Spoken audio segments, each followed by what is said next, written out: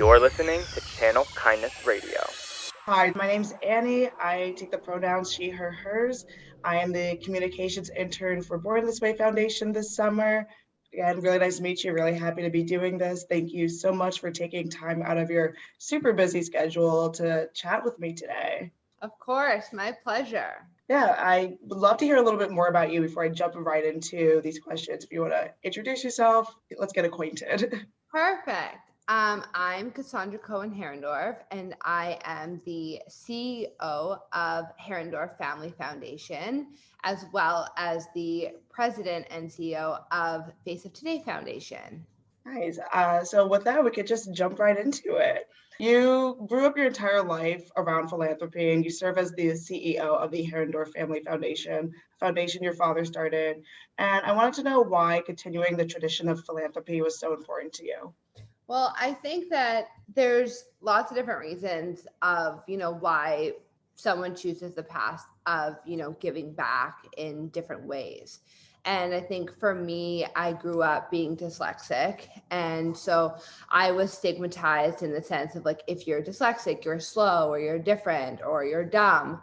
And that really resonated with me. And I think, I'll say my mom, she instilled in me like to have the confidence to overcome those obstacles and to know, who I was. And so when I was younger, that was kind of motivated me. And then as I got older, I realized that I was gifted with the resources to help me get through the struggles that I was dealing with. And I realized that there's so many other people that don't have those same resources. So I felt as a privileged young girl that it was my job to be able to find a way to give back to my community. That's incredible. Thank you so much for sharing that with me and just the work you do. You mentioned that you grew up with dyslexia and you were stigmatized for that, and it was your mom that helped you instill confidence in yourself. And I wanted to know if you'd be able to tell us a little bit about your own mental health journey and what you've learned in that process. Yeah, I think, I've struggled with different forms of mental health, whether it's body image or family relationships. I think that, at one point, mental health was only about, how you were like mentally. And now it's basically everything, you know? And so with us, like we launched this initiative and it's called like I blank because, and the idea around it is because everybody struggles with something and like, what is it? And so I feel like every day can be something different. And I think for me, like, I grew up being dyslexic.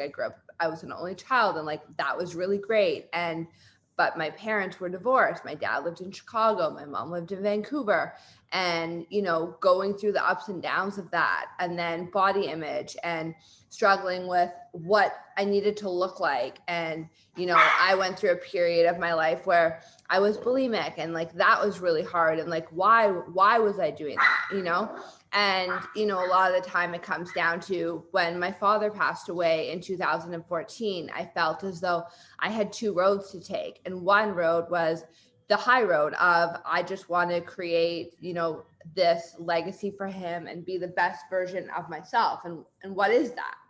And the other road could have been to party and to do drugs and, to stay up all night and to do that. And I made a conscious decision that I didn't want to take that road and that I wanted to be the best version of me. And so that was really in 2014, my pivotal point. And I think that that's what's led to this transformation of my philanthropic journey of like, discovering who I am and what do I want people to remember me by. Yeah, I really resonated with a lot of what you said. And again, thank you so much for being open and sharing that with me. We know mental health and kindness go hand in hand. And I'm sure this is something you can relate to. Again, going back to what you said about your mom showing you that kindness and helping you with that confidence and how that affected your mental health. So how do you take care of your mental health today and practice self-kindness? I have a daughter, and I would say that my daughter Adina, she definitely strives and motivates me and reminds me of those little things and why the little things that you see, when a kid's face lights up of, the importance, and makes it seem like so many other trivial things that you get caught up in don't really matter, and that feeling of unconditional love. And I think that for me, I love to work out. I spend time, focusing on myself. But really for me, to channel kindness is just to treat others how I would want to be treated, and to realize who are your friends, who is your family, who are the people that are really going to be there for you on a really shitty day or on a really great day.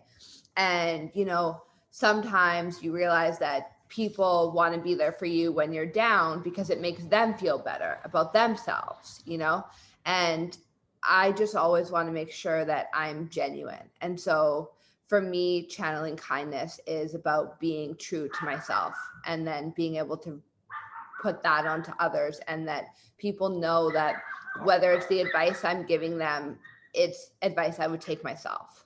Yeah, no, totally. I really appreciate what you said. But it's like such a simple golden rule, like treat others how you want to be treated, but it really is so just imperative in our everyday life. And again, that just reminds you, like, you want to treat others kindly, it means you have to treat yourself kindly. So I really appreciate that. You have to try to. I feel like it's easier to treat others better than it is to treat yourself. I feel like we look at ourselves in a very critical way, and it's hard not to, but I'm trying to, especially with having a daughter, trying to find more positive.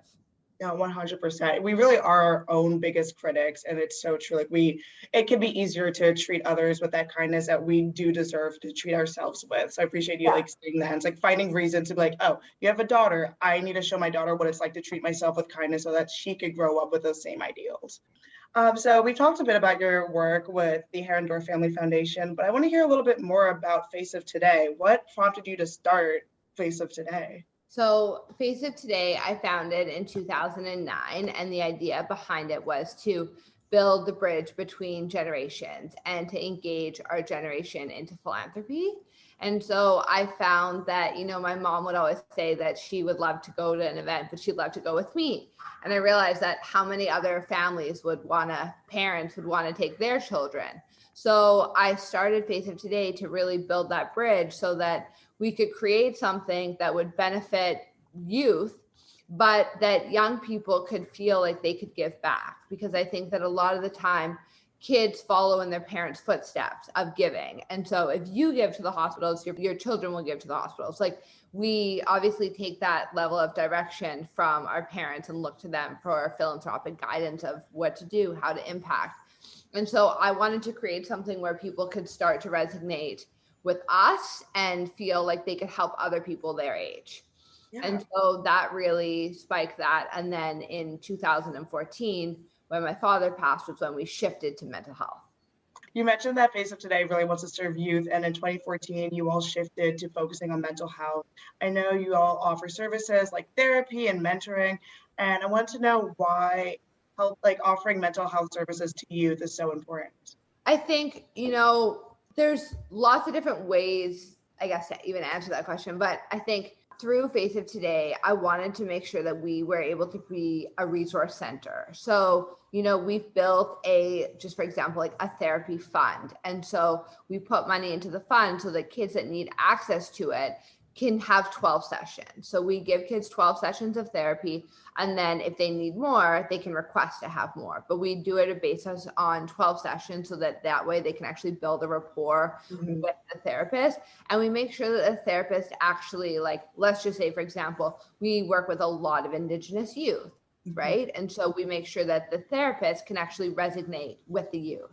And so we try and really create that unique pairing where we're not just saying, hey, we'll pay for therapy, but we expect you to pour your heart out to this person that maybe you have nothing in common with. And I think that often can happen where if you're paying for a service, if you're paying for something for somebody, you kind of don't really get many options. And so that's kind of something that we're trying to strive to, is make sure that we create that safe environment where kids actually feel like they can connect with the therapist, because I think connecting is the key part of it.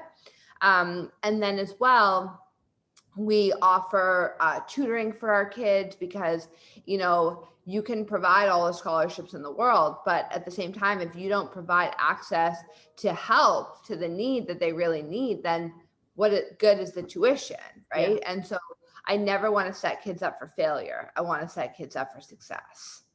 And through our resource center, I feel like we have the therapy fund, and then we do food programming now. So we try and provide meals to families as well, to the kids. And so everything that we offer, it's really about those resources. At Herrendorf, we now have a saying that says, like, we got you. And that's the whole concept between Face of Today, between Herrendorf, anything that we put our hands on and are part of. It's really about showing these kids that, like, we got you. And once we want you to walk through our doors, we want you to feel that level of support. Yeah. I, like, on a more personal note, like, grew up that kid, like, using like my public schools, like, free like breakfast and lunch services, very much using like the free tutoring, and like basically like got to college on those scholarships and tuition. And now I'm in college and like try to access my school's mental health services.